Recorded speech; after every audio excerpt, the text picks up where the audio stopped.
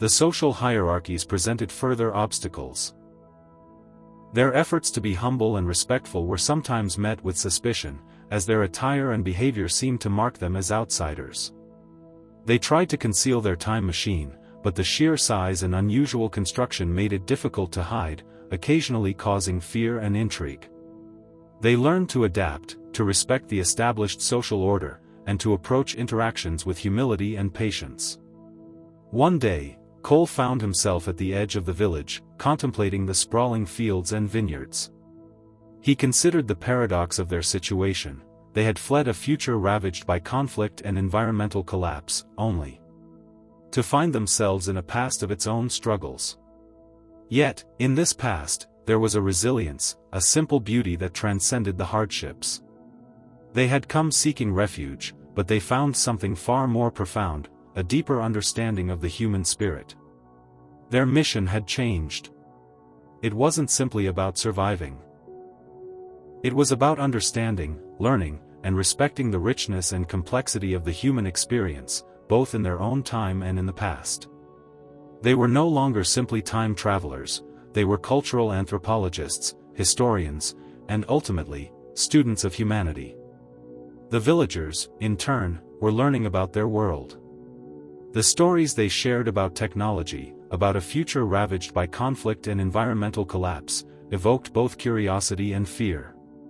They began to see the value of their own heritage, their resilience, and their faith, recognizing that their simple life was not a relic of the past, but a powerful lesson for the future. The cultural clash, initially fraught with tension and misunderstandings, gradually evolved into a process of mutual learning and understanding.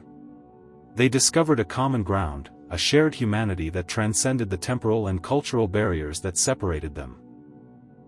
This experience of shared humanity and mutual understanding was what their future back home needed. This is the lesson they would bring with them back to their future, the real reason for their mission, and its true success. They had not just survived, they had been reborn. They were not merely survivors of their time, but beacons of a brighter future, tempered by the simple lessons of a forgotten time. They had arrived, not as conquerors, but as students, pilgrims on a journey of self-discovery. They had found not just a place to survive, but a place to truly live, and a reason to bring that life back to the future they had left behind. Noah's adjustment. Noah, at 10 years old, possessed a fascination with his grandfather's ancient, clunky smartphone, a relic from a time before sleek, ubiquitous tech. He'd seen the grainy videos, the blurry photos, the frustratingly slow loading times. It was a museum piece to him, a testament to a technologically primitive past. Now, here he was, in that past. The smartphone, a symbol of obsolete technology in his own time, was a magical portal that had brought them here, a jarring contrast to the simple, almost brutally honest world surrounding him. The initial shock had worn off, replaced by a slow, dawning understanding. The absence of screens, the absence of constant stimulation, was initially unnerving. He missed the vibrant, hyper-realistic images of his hollow games, the instant connectivity of his neural net. But slowly, subtly, something else began to bloom. He learned to appreciate the small things. The taste of freshly baked bread, still warm from the communal oven, was a revelation. The intricate patterns in the hand-woven carpets, the beauty of the star-dusted night sky unmarred by light pollution, were things he had never truly noticed in his own time. The silence, broken only by the bleating of sheep and the distant murmur of voices, was a soothing balm to his overstimulated senses. The village children, initially wary of him and his companions, became his friends. They played games that required no batteries, no screens, only imagination and physical prowess. They chased goats through sun-drenched fields, built elaborate sandcastles by the riverbank, and spent hours telling stories under the shade of ancient olive trees. He learned their games, their songs, their language, with a child's natural aptitude for absorbing new information. Noah's relationship with technology was undergoing a profound shift. He had once been a digital native, fluent in the language of algorithms and interfaces. Now, He was grappling with the complexities of a world where technology was almost non-existent, a world dependent on physical skill, ingenuity, and resourcefulness. He saw the way the villagers used their hands, their minds, to achieve wonders.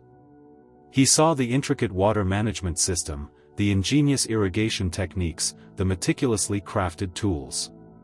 His initial frustration at the lack of technological conveniences soon morphed into fascination. He spent hours observing Elias, the materials scientist, as he helped the villagers improve their pottery-making techniques, using simple, readily available resources to achieve remarkable results.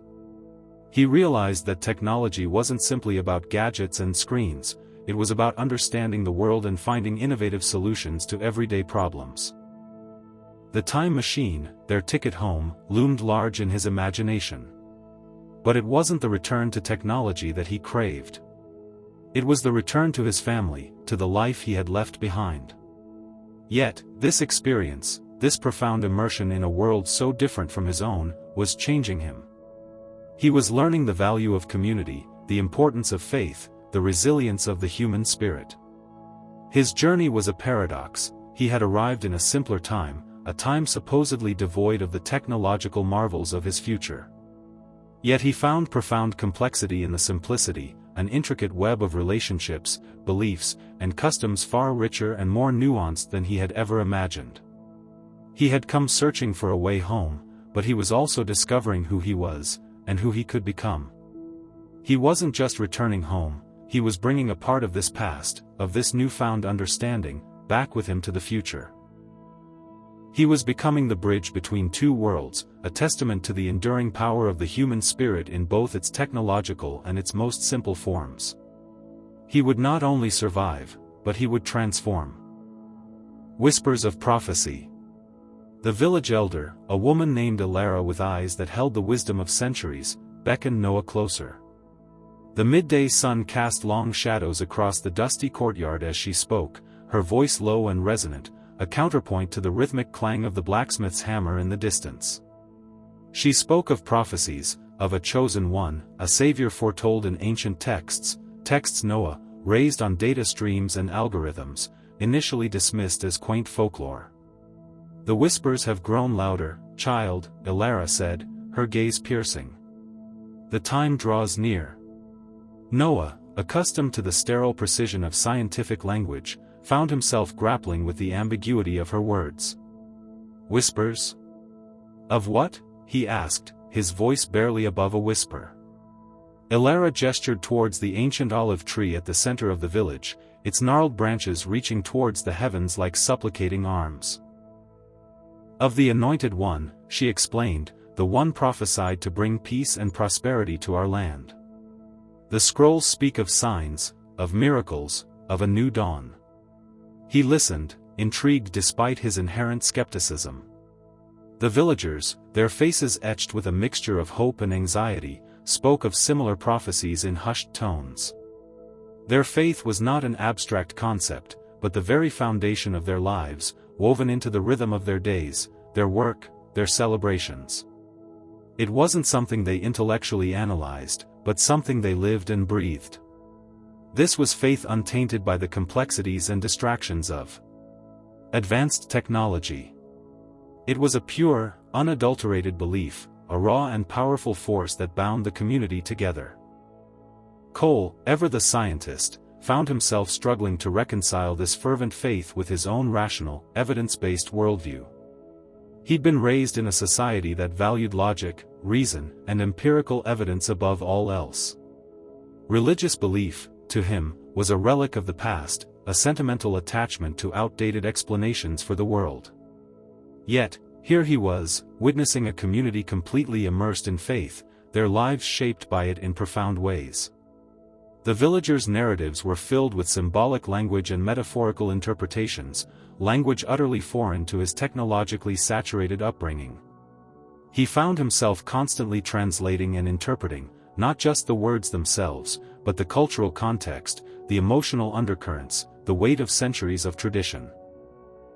He began to understand that these prophecies were not simply predictions of the future, but expressions of the villagers' deepest hopes and anxieties, their yearning for a better life, their desperate need for a miracle.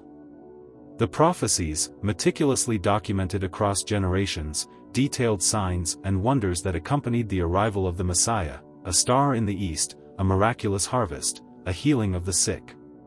Cole, a man of science, immediately began searching for rational explanations. Could the star in the east be a celestial event, a comet or supernova? Could the miraculous harvest be attributed to unusually favorable weather patterns or improved farming techniques? Could the healing of the sick be the result of natural immunities or the placebo effect? Yet, the depth of the villagers' belief was undeniable. Their faith wasn't a matter of blind acceptance, but a living, breathing force that sustained them through adversity, a source of strength and resilience in the face of hardship. He saw it in their eyes, in the way they held one another, in the shared meals, in the songs they sang under the starlit sky. He had lived in a world driven by technology and efficiency, but here, he saw a society structured around the concept of faith, a community united by a shared belief. As days turned into weeks, Noah found himself increasingly drawn into the heart of their culture. He participated in their rituals, listened to their stories, and felt the pulse of their unwavering faith. He learned their songs, their dances, their prayers, each word resonating with a spiritual weight that he had never experienced before. The prophecies detailed the Messiah's arrival, his acts of compassion, and his ultimate triumph over adversity. Noah, steeped in scientific reasoning, found himself caught between his rational mind and the palpable emotion that permeated the village.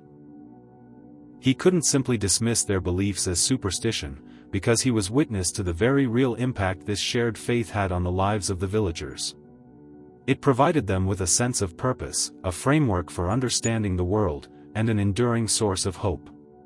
It bound them together in a way that technology, with its isolating potential, could never achieve. Elias, ever the pragmatist, attempted to analyze the prophecies from a scientific perspective. He meticulously studied the weather patterns, the astronomical charts, and the geological records, searching for correlations between the prophesied events and the actual occurrences. Ben, always the engineer, focused on the practical applications of the prophecies, analyzing the construction techniques of ancient buildings that were believed to be linked to the Messiah's lineage. Anya, with her linguistic expertise, delved into the ancient texts, comparing different versions of the prophecies, searching for inconsistencies or hidden meanings. But even their scientific approach couldn't fully explain the villagers' fervent belief. The prophecies were more than just predictions, they were a reflection of the human desire for meaning, for purpose, for hope in the face of uncertainty. The villagers' faith was not based on proof, but on faith itself. This was a concept entirely outside Cole's previous understanding. It challenged his entire framework of understanding the world, forcing him to confront the limitations of scientific reasoning in explaining the profound complexities of human experience. The whispers of the prophecy were woven into the fabric of daily life, a constant reminder of the anticipated arrival of the Messiah. The villagers prepared, not in a state of panic, but with a mixture of quiet anticipation and unwavering faith. The very air seemed charged with expectation, a tangible energy that resonated deeply within Noah. He began to understand that the prophecies were not merely about a specific individual, but about a collective hope, a shared aspiration for a better future. It was a testament to the enduring human need for faith, for belief in something larger than oneself, a longing for transcendence. And within that longing, Noah began to see a reflection of his own deeply felt desire for a way home, a deep-seated yearning for connection. He was, after all, a stranger in a strange land, and the promise of a savior held a powerful appeal. The faith of these people, so profoundly different from his own background, was slowly beginning to seep into his own understanding of the world. He was beginning to see that science and faith were not necessarily mutually exclusive. They were, perhaps, two sides of the same coin, two approaches to understanding the same profound mysteries of existence.